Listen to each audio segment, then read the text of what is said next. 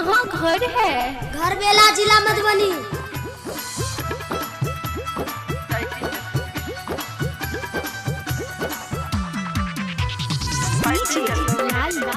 शशि परदेसी।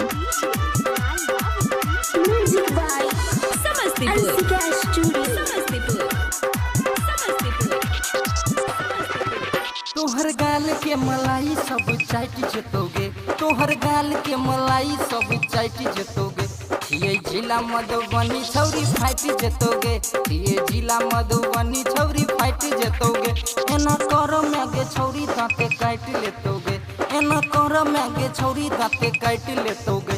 ये जिला मधुबनी छौरी फाट जतोगे, ये जिला मधुबनी छौरी फाट जतोगे।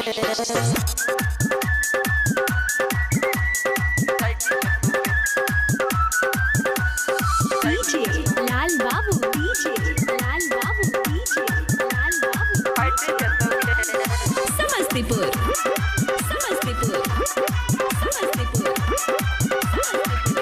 एना करे नैना दानी तोहर चरहल जवान, एना करे नैना दानी तोहर चरहल जवान। ई तो हमरे निशानी किया करे मनमान। छौरी पेबर में छौरा सब फ्लाइट हेतोगे, छौरी पेबर में छौरा सब फ्लाइट हेतोगे। ये जिला मधुबनी छौरी फाइट जतोगे, ये जिला मधुबनी छौरी फाइट जतोगे।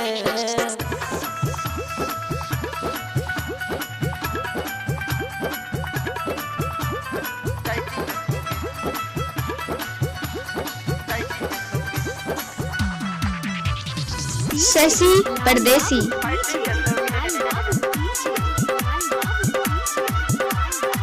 कहाँ घर है? घर बेला, जिला मधुबनी।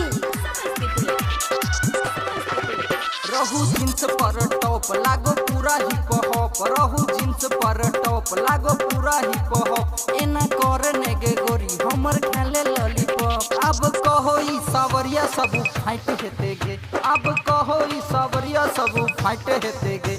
ये जिला मधुबनी छौरी फाइट जतोगे, ये जिला मधुबनी छौरी फाइट जतोगे। तोहर गाल के मलाई सब चाट जतोगे, तोहर गाल के मलाई सब चाट जतोगे। ये जिला मधुबनी छौरी फाइट जतोगे, ये जिला मधुबनी छौरी फाइट जतोगे। एना कर मैगे छौरी दांते काट लेतोगे, एना कर मैगे छौरी दांते काट लेतोगे। ये जिला मधुबनी छौरी फाइट जतोगे, ये जिला मधुबनी छौरी फाइट जतोगे।